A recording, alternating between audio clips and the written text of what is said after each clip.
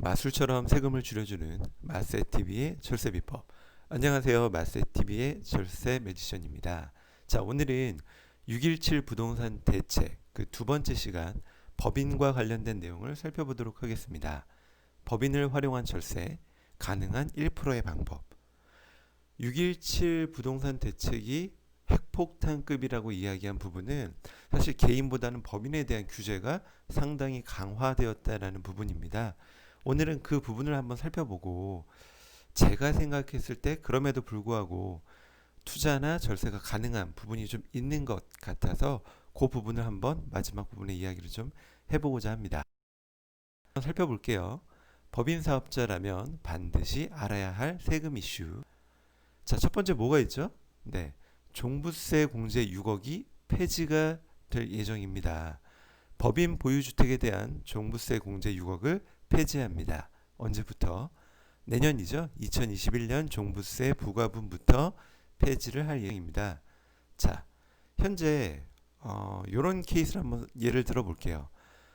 공시지가가 6억짜리 집이 세 채가 있는 이한국 씨입니다. 자, 이분은 종부세가 얼마 정도 나올까요? 네, 매년 납부해야 될 종부세가 약 1,100만 원 정도 됩니다. 이거는 조정 대상 지역의 2주택 또는 3주택 중과를 고려하지 않았을 때의 세액입니다. 그리고 그 조정 대상 지역의 2주택 또는 3주택 이상자에 대한 중과는 올해 적용되지 않았죠. 아마 내년부터 적용될 것으로 보여집니다. 여하튼 매년 1,100만 원씩 세금을 내야 되기 때문에 매년 소득이 없다라면 이렇게 주택이 세 채 있는 분들은 상당히 부담이 되겠죠. 그래서 상담을 통해서 현재 어떻게 많이 바꿨죠? 자, 그 내용을 하기 전에 종부세 계산 구조를 한번 살펴보도록 하겠습니다. 자, 종합부동산세 어떻게 계산하죠? 시가가 아닙니다. 시가가 아니라 공시가격에서 일정 금액을 공제하고요. 공정시향가액 비율을 곱하고 여기에 세율을 곱해서 계산하게 됩니다. 그렇죠? 그리고 이 부동산세, 종합부동산세는 인별로 하기 때문에 세대 단위로 주택수가 많다 해서 내가 중과를 적용받는다라고 생각하시는 분들도 계신데 그렇지는 않습니다. 그리고 공정시장 가액 비율은 매년 5%씩 올려서 올해 90%를 적용받고요. 세율은 다주택 중과가 적용될 예정이죠. 이 세 가지가 동시에 오른다라고 해서 부동산을 많이 갖고 계신 분들은 상당히 부담을 가질 수밖에 없는 구조가 되었습니다. 자, 주택의 경우 공제 어떻게 되죠? 기본적으로는 6억 공제이지만 1세대 1주택이면서 단독명의라면 9억까지 공제가 됩니다. 그래서 최근에 구독자분께서 문의 주신 내용 중에 하나가 그게 있어요. 내가 집이 한 채가 있고 어머님이 두 채가 있는데 같이 모시게 되면 뭐 10년간 각각으로 본다. 그 케이스는 어떤 경우죠? 각각 1주택일 경우에 부모님을 봉양하기 위해서 모셔서 이 한 세대가 두 채가 되었을 경우에도 10년간 각각 단독 세대로 봐서 9억까지 공제가 된다라는 이야기죠. 그렇기 때문에 두 채 한 채일 경우는 적용이 되지 않고요. 각각 6억씩 공제를 받게 됩니다. 자, 그런 얘기가 좀 하나 있었고요. 네, 공정시장 가격 비율은 작년까지는 85%였는데 올해 90%, 내년 95%, 22년에는 100%까지 도달할 예정입니다. 자, 그리고 세율은 자, 이렇게 되어 있습니다. 조정 대상 지역 또는 3주택 이상은 이렇게 중과가 될 예정이고요. 요 괄호하고 쓴 내용은 뭐냐면 이 구간별로 누진세율을 적용하다 보니까 어떻게 계산해야 되죠? 내가 만약에 5억이다 그러면 일반 세율일 때 5억이면 3억까지는 0.5%, 3억에서 5억까지 2억에 대해서는 0.7%. 뭐그 정도는 괜찮은데 내가 과표가 15억이다 그러면 구간별로 다 계산해서 더하기 너무 어렵잖아요. 그럴 때는 어떻게 하냐면 내가 15억이다 그러면 15억에 1.4%를 곱한 금액에 720만 원을 빼주면 각각 구간별로 계산해서 더한 금액과 동일한 세액을 산출할 수 있습니다. 이거 간편법이라고 하는데 그 간편법을 계산할 때 적용되는 누진 그 율을 이야기하는 겁니다. 자, 그래서 아까 이야기했던 사례를 다시 보면 현재 상담을 받으면 어떻게 하죠? 이렇게 많이 갑니다. 하나는 내 명의로, 하나는 법인 명의로, 그리고 또 하나는 신탁사 명의로 돌리면 내가 내야 될 종부세는 없게 되죠. 이런 폐단이 발생하다 보니까 뭐 폐단이라기보다는 아직은 절세 방법이죠. 법에서 정해진 테두리 내에서 가는 방법이니까 현재 개정이 됨으로써 6.17 대책으로 인해서 어떻게 된다? 네, 매년 납부해야 될 종부세는 기존과 동일한 1,100만 원 정도가 적용이 될 예정이고요. 다 조정 대상 지역이다 그러면 중과가 적용돼서 더 많이 나오겠죠. 이렇게 될 예정이기 때문에 자, 이게 언제부터 적용이다? 내년부터 적용입니다. 21년 부가분부터 적용이기 때문에 올해 하반기 또는 내년 상반기까지 해서 법인 명의로 되어 있는 주택들의 매도 물량들이 일정 부분 좀 나오지 않을까. 내가 감당할 수 없다라는 현금 보유 능력이 좀 부족할 수 있다라면 매도를 충분히 고려할 수 있지 않을까. 그래서 매도 물량이 일정 부분은 나올 수 있지 않을까 생각이 됩니다.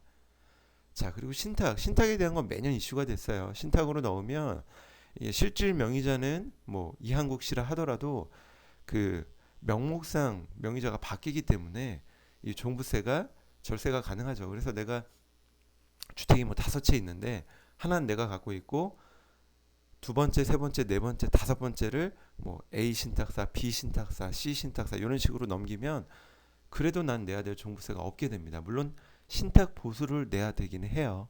그럼에도 불구하고 종부세 절세가 더 크다 보니 그렇게 변경을 하신 분들이 좀 많아졌는데 자, 이 부분에 대한 그 부분을 좀 막겠다라고 기사도 떴고 실질적으로 이렇게 내년부터는 변경이 될 예정이기 때문에 이 부분에 대한 고민도 안 할 수 없게 됩니다. 자, 두 번째 이야기입니다. 법인 주택 보유에 따른 종부세율을 인상하겠다. 법인 보유 주택에 대한 종부세율이 인상이 됩니다. 언제? 똑같이 21년 부가분부터입니다. 법인 보유 주택에 대한 개인에 대한 최고세율을 단일 세율로 적용하겠다. 이 부분이 좀 크죠. 3%, 4%. 어떻게? 2주택 이하는 3%, 3주택 이하는 4%. 이렇게 적용을 하겠다라고 발표를 했습니다. 이게 왜 크냐면 우리가 종부세도 구간별 누진세라고 말씀을 드렸죠. 그런데 법인이 갖고 있는 거에 대한 부분에 대해서만큼은 이 누진세율을 적용하지 않고 종부 단일세율을 적용하겠다. 그러니 내야 될 세금이 더 많아지겠죠. 부담이 될 수밖에 없습니다. 자, 세 번째. 법인 신규 임대주택에 대한 종부세 부과. 이 부분이 개인과 좀 큰 차이가 있습니다. 자, 같이 살펴볼게요. 법인의 조정대상 지역 내 신규 임대주택에 대한 종부세가 부과됩니다. 언제부터? 네, 이거는 유예를 아예 두질 않았어요. 2020년 6월 18일 이후 임대주택분부터 18일부터 임대사업자 등록한 거는 모두 종부세를 부과하겠다. 어느 지역? 조정대상 지역. 자, 요걸 보면 개인과 다른 점이 있어요. 개인은 2020년 6월 18일 이후 취득분부터였음에도 불구하고 법인의 경우에는 임대사업자 등록을 한 이후, 즉 18일 이후 임대주택분부터라는 게 개인과의 큰 차이입니다. 사례를 통해서 한번 같이 살펴볼게요. 2018년 9월 14일 이후 개인이 취득한 분부터는 임대사업자 등록에 따른 세제 혜택을 폐지합니다. 자, 내가 16년 2월에 취득한 주택이 있고요. 임대사업자 등록을 할까 말까 고민을 하고 있었습니다. 그러던 찰나에 자, 부동산 대책이 또 나왔죠. 그래서 9월 14일 이후 취득분부터는 임대사업에 따른 세제 혜택을 다 폐지하겠다.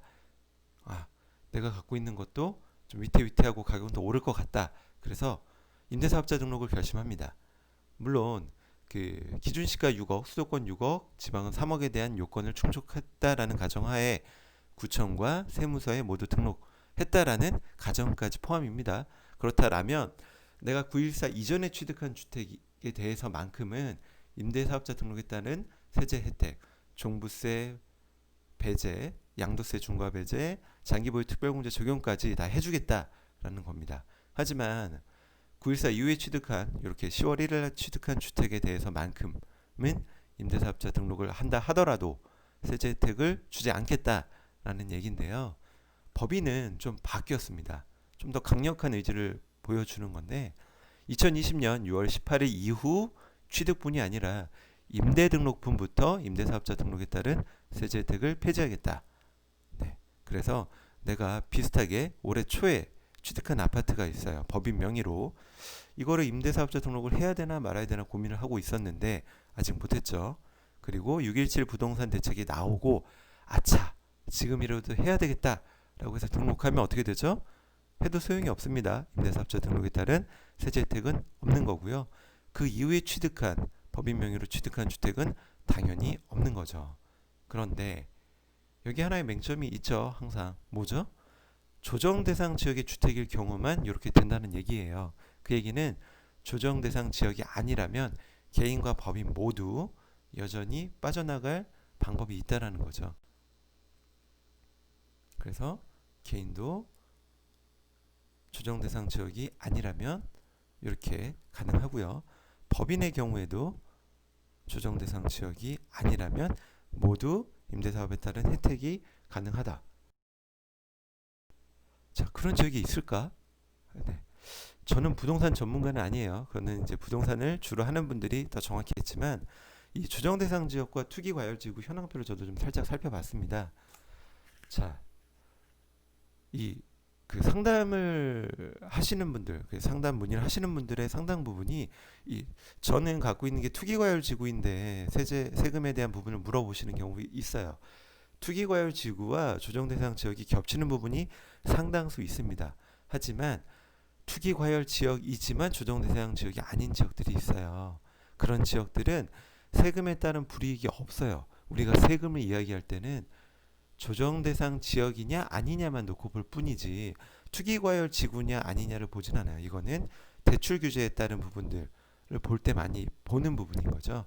그래서 여기 보면 수원은 전체가 투기 과열 지구이지만 제가 얼핏 봤을 때 조정 대상 지역은 수원 영통, 권선, 장안구입니다. 그러면 여기가 아닌 수원의 다른 지역들은 조정 대상 지역이 아니기 때문에 법인 명의로 끌고 간다거나 개인 명의로 주택을 구입한다 하더라도 조정 대상 지역이 아니기 때문에 세제 혜택을 여전히 받을 수 있어요.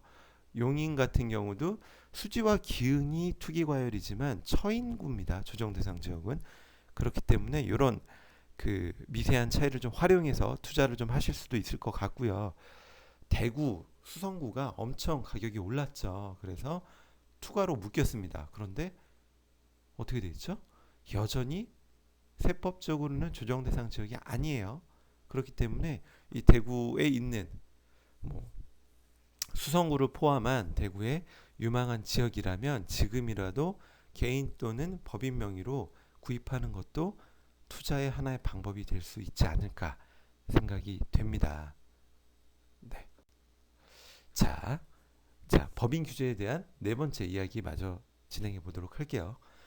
법인 주택 양도시 20% 추가과세가 됩니다. 법인이 보유한 주택 양도시에도 추가세율을 20% 적용하겠다. 언제? 얘 또한 21년 양도분부터입니다. 그렇기 때문에 올해 매도 물량이 나올 가능성이 있겠죠. 법인세 구조 살짝 살펴볼까요? 법인세는 좀 단순합니다. 개인보다는. 그래서 2억까지는 10%, 2억에서 200억까지는 20%그 초과분은 우리가 살펴볼 필요가 없습니다. 자, 이렇게 법인에 대한 세율이 낮다 보니까 법인 사업자를 만들어서 주택을 양도하는 게 그렇게 해서 시세 차익을 노리는 게 좋지 않냐라고 해서 법인 사업자를 많이 만들었죠. 그런데 이 부분을 좀 개정을 합니다. 자, 현행은 어떻게 돼 있죠? 법인의 주택 양도 차익은 기본 법인 세율 20%라고 가정할게요. 20% 외에 10% 추가 과세를 합니다. 그런데 8년 장기 임대 등록을 한 주택의 경우에는 요 추가과세를 적용하지 않는 게 현재의 세법입니다. 그런데 이걸 어떻게 손을 봐요? 개정이 어떻게 됐죠? 법인의 주택 양도 차익은 기본 법인 세율의 20% 추가과세를 하고요.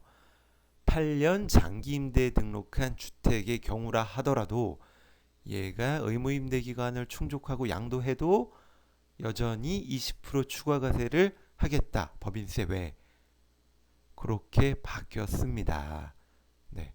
언제? 21년 1월 1일 이후 양도분부터. 그렇기 때문에 20년도에 매물이 나올 가능성이 크겠죠. 네, 그렇게 법이 바뀌었습니다. 자, 마지막입니다. 법인거래 세무조사 강화. 물론 지금도 많이 하고 있어요. 그럼에도 불구하고 좀 더 강화하겠다라는 거죠. 조사 대상 뭘까요? 자소서 없는, 네, 자금 조달 계획서 없는 거래 신고분 중 법인, 외지인, 20대 이하 등 거래 주체별로 상세히 나눠서 주택 구입 자금 조달의 적정성을 판단할 필요가 있는 거래는 모두 들여다보겠다. 그래서 증여나 양도세 탈루 등을 한번 다 살펴보겠다라는 겁니다. 자, 두 번째 시간까지 좀 살펴봤습니다. 법인에 대한 규제가 상당히 강화되었습니다. 그렇죠? 그리고 유예기간도 거의 주지 않는 것 같이 적용이 됐어요. 임대사업자 등록을 통해 빠져나갈 수 있는 것들은 다 차단을 했지만 그래도 양도에 따른 중과라든지 이런 부분들은 21년 이후분부터 적용으로 약간 6개월 정도 유예기간을 줬기 때문에 그 부분을 좀 법인 명의로 주택을 갖고 있는 분들은 좀 고려를 하셔야 되고 이 부분에 대한 세무 상담도 많이 늘어날 것으로 보여집니다. 자, 도움이 되셨다면 네, 구독, 좋아요 그리고 솔직한 후기를 남겨주시면 제가 계속적으로 보완해서 여러분들에게 도움이 될 수 있는 내용을 좀 많이 올리도록 노력해 보겠습니다. 감사합니다.